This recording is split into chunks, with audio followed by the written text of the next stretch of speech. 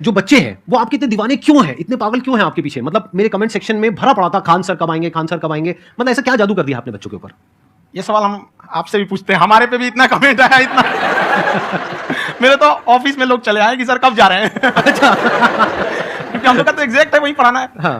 तो देखिए हम लोग का मेन है कि बच्चों को जो जरूरत रहती है कि अगर लड़का पढ़ने आ रहा है ना उसके मन में कोई डाउट ना रह जाए, हम उसको कहते हैं कि हम तुम्हें पढ़ा रहे हैं, दम है तो भूल के दिखाओ, याद करके नहीं।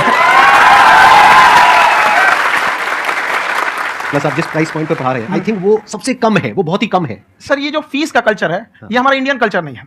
हमारा इंडियन कल्चर गुरु दक्षिणा है, उस हिसाब से वो सही है। ऑक्सीजन जैसे जिंदगी के लिए जरूरी है वैसे एजुकेशन जरूरी है। कोई ये नहीं कह सकता है कि पैसे की वजह से वो खान सर के यहाँ से लौट गया। क्या बात है। मैंने देखा कि आपका ये जो चैनल है कि ये पिछले 3 साल के अंदर अंदर ही ग्रो किया है। हमको जब चैनल शुरू हुआ तो ये एक दिन में हम 4-5 वीडियो बनाए। एक हमको कुछ आता, आज भी नहीं आता इतना, तो हम देख के कैमरा वैमरा तो हम कंफ्यूज हो गए, बाप रे तो हम एक ही दिन में वीडियो शूट किया, पढ़ाने वाला टॉपिक था हमको। उसके बाद कभी वीडियो नहीं, 6-7 वीडियो एक ही बार शूट कर लिए। और एक जो थे जिनका कैमरा वगैरह था, मेरे पास कैमरे भी नहीं थे उस टाइम, और कैमरा 35,000 का था, तो 6 महीना इसी में लग गया, जो 35,000 इसी में फंस जाएगा तो उनके कैमरे से शूट किए, उन्होंने कोई चार्ज लिया, उसके बाद हम छोड़ ही दिए। लॉकडाउन लगा तब हम कहें आप कैसे पढ़ाएंगे, तो 1 दिन 2 दिन करते करते अचानक लंबा हो गया। तब हमको लगा, याद आया कि ओहो मेरा एक चैनल भी है वहाँ पे तो उस समय उस पर लगभग 30,000 सब्सक्राइबर हो चुके थे। तो जैसे लॉकडाउन लगा तो उस पर पढ़ाना चालू किया, और पता नहीं क्या लोगों को पढ़ाई में इतना इंटरेस्ट आ गया कि आपका स्टाइल ऐसा है थोड़ा सा, आप आई थिंक पढ़ाई के साथ साथ में जो बीच बीच में आप थोड़ा बहुत छोड़ते रहते हैं ना, मतलब जो एंटरटेनमेंट चलता रहता है। ये बात हम देखिए, जब हम गुलाम थे ना तो अंग्रेजों ने एक चाल चला था कि भारत को हम फिजिकली गुलाम रखेंगे 100-200 साल, मेंटली 1000 साल कर देंगे। उन्होंने पढ़ाई का मॉडल चेंज कर दिया। उन्होंने ऐसा डिजाइन किया कि ये टीचर की रिस्पांसिबिलिटी है, वो पढ़ा के चला जाए। टीचर की रिस्पांसिबिलिटी यहां खत्म नहीं हो जाती। पढ़ाना तो कोई भी पढ़ा सकता है, टीचर की इससे बड़ी रिस्पांसिबिलिटी होती है उसे समझाना। वो समझा कि नहीं समझा। अगर लड़का आपके समझाने के बाद डाउट रह गया तो आपकी गलती है। लड़का हमसे पूछता है सर इतनी भीड़ है आपके पास, तो कहते सर डाउट कैसे पूछेंगे? हम कह रहे यार तुम्हारा डाउट बचेगा तब ना पूछेगा तुम डाउट यहाँ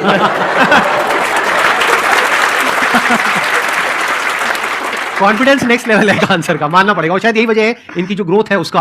किसी ने शायद सपने में भी नहीं सोचा होगा कि पिछले 2 साल के अंदर अंदर जो आपके चैनल की ग्रोथ हुई है, जैसे आप खुद ही बता रहे हैं कि लॉकडाउन के टाइम पे आपके 30,000 के करीब सब्सक्राइबर्स थे, आज की डेट में 17 मिलियन है। और मेरा एक क्वेश्चन और है, इससे पहले कि ऑडियंस में से आपसे कोई क्वेश्चन पूछे, कि कई बार आप ऐसे भी टॉपिक्स टच करते हैं जो थोड़े से कंट्रोवर्शियल हैं या थोड़े से सेंसिटिव हैं, जिसके ऊपर बात करने की हिम्मत आई थिंक बहुत ही कम लोगों में है। तो आपको कभी ये नहीं लगता है कि कहीं ज्यादा तो नहीं हो रहा है, इसको थोड़ा रोक देते हैं, थोड़ा कम कर देते हैं? क्योंकि कोई लाइन ही नहीं है वैसे तो बोलने को, तो आप कुछ भी बोल दो, कितना भी बोल दो। हुई है कंट्रोवर्सी बहुत बार। एक्चुअली बचपन से हमको फौज में जाना था, और फौज वालों के लिए ये सब मायने नहीं रखता। उसको करना है मतलब करना है, तुम सामने कुछ भी रहो, डजंट मैटर। और मैंने YouTube पे देखा कुछ वीडियोस में कि आपका जो इंस्टीट्यूट है वहां पर आज से कुछ साल पहले कुछ बम गिरे थे। कुछ गिरे थे, कुछ तो बहुत सॉलिड जगह गिरा था, फटा नहीं वो। मतलब आपके आसपास? हाँ, बम को भी पता है कि टीचर की इज्जत किया जाता है क्या बात है, क्या बात है। मैं समझ पा रहा हूं कि ये आपके अंदर जो एटीट्यूड है ये कहां से आ रहा है, क्योंकि आप बचपन से ही फौज में जाना चाहते थे, तो आप जंग के मैदान में ही खड़े हैं एक तरीके से। बस फर्क ये है कि आपके हाथ में कलम है, हथियार ना होकर के। हथियार से एक आदमी की जान जा सकती है, हाँ। कलम से बहुत ताकत होता है। शिक्षा एक ऐसा हथियार है ना, हर कुरीतियों से लड़ सकता है, हर तरह की समस्याओं से। और ये एक ऐसा हथियार है, मेटल डिटेक्टर में भी नहीं पकड़ाता है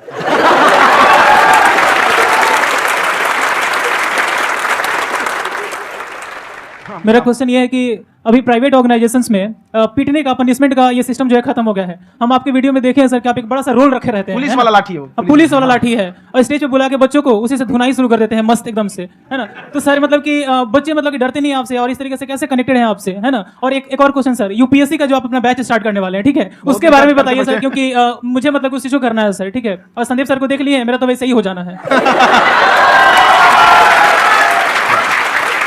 क्या हो जाना है? मेरा पूरा कंप्लीट करो। I'll be an IAS officer next year because I have seen you sir. My day is like complete sir. All the best. Thank you so much sir. Thank you. पूरा बोला करो। Thank you. देखिए लड़कों को जहां तक पीटने की बात है, जब पढ़ाने की बात आएगी तो उसको हम पूरे बेहतरीन ढंग से पढ़ाएंगे। लेकिन जब सजा देने की बात आएगी ना, तो वो भी बेहतरीन ढंग से होगा। ऐसा थोड़ी होगा कि बस एक ही चीज बेहतरीन ढंग से होगा। और डर का होना बहुत जरूरी है। ये डर भी अपने आप में एक मोटिवेशन है, क्योंकि जब आपके अंदर एक थोड़ा सा डर रहे ना, तो डर के भागिए मत। एक ऐसा डर जिसको आप लगे कि नहीं नहीं थोड़ा सा और करने की जरूरत है, फिर तो ये हम इसको क्रॉस कर जाएंगे आप। तो लड़कों के अंदर ये डर बनाना भी जरूरी रहता है।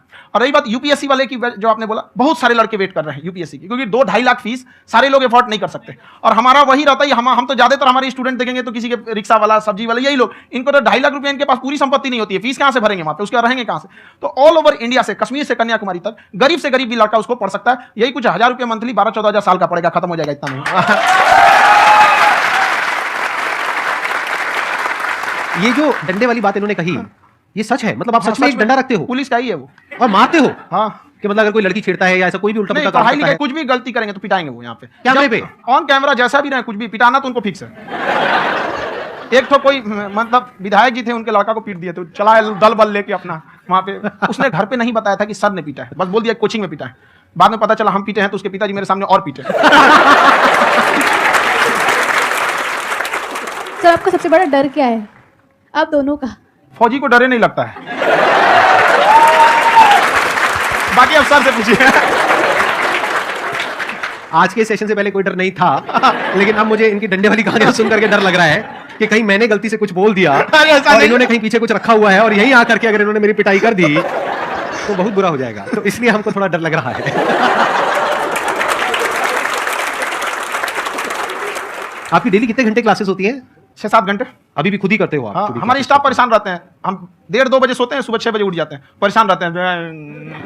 अरे इतना क्यों करते हो, है ना? कभी उनको भी साथ साथ लगना पड़ता है ना? उनको साथ साथ लगना पड़ता है। हम जग गए तो कोई सोया थोड़ी रहेगा, परेशान रहता, दिन में सोते ही नहीं है बेचारा, कहीं कहीं जाके सोते रहता है। तो हम सीट बांध दिए कि भाई तुम इस समय सो जाना, तुम इधर सो जाना। आपकी शादी हो गई या नहीं हुई अभी? मेरी खुशहाली देख के आप आइडिया लगा सकते हैं।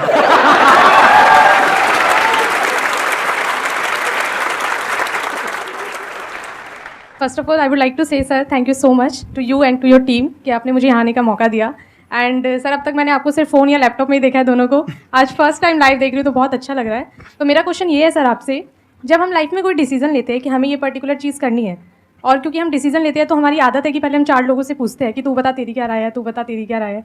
तो उनमें से अगर कोई हमें कह देता है कि ये बेकार डिसीजन है मत कर, तो हमारा माइंड कहीं ना कहीं डाइवर्ट होने लगता है और उसकी वजह से हम अपना डिसीजन चेंज कर देते हैं। तो मेरा क्वेश्चन ये है कि कैसे हम अपने डिसीजन पे स्टिक रहे, कैसे हम जो दूसरे के ओपिनियन है उनको अफेक्ट ना होने दें अपने ऊपर।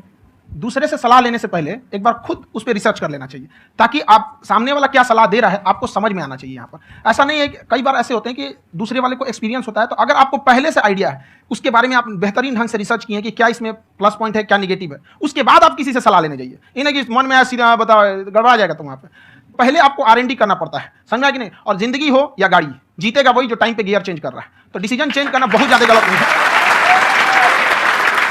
उन्होंने बहुत अच्छी बात कही है और मैं इसी बात पे थोड़ा सा और ऐड ऑन करूंगा कि ये जो आपने कहा ना कि अपने डिसीजन पे स्टिक कैसे रहे, ये कोई अच्छी क्वालिटी नहीं है, क्योंकि टाइम टू टाइम आपको अपने डिसीजंस को चेंज करना होता है। जैसे आपने 4 लोगों से डिस्कस किया, कोई इंसान कुछ पॉजिटिव बोल रहा है, कोई नेगेटिव बोल रहा है, उससे फर्क नहीं पड़ना चाहिए। डिपेंड ये करता है कि वो जो बोल रहा है उसका बेसिस क्या है, क्या वो किसी नॉलेज या एक्सपीरियंस के बेस पे बोल रहा है या ऐसे ही कुछ भी बोल रहा है। ऐसे ही बोल रहा है तो फिर उसकी बात पे ध्यान क्यों दे रहे हो? अगर किसी नॉलेज या एक्सपीरियंस के बेस पे बोल रहा है, फिर चाहे वो पॉजिटिव बोल रहा है चाहे नेगेटिव बोल रहा है, दोनों ही मायने रखता है। उसके बाद में रिसर्च करनी है और फिर रिसर्च करने के बाद में फाइनल डिसीजन अपना खुद का होना चाहिए। अब वो डिसीजन उससे अलग भी हो सकता है जो आपने पहले लिया था, और वो सेम भी हो सकता है।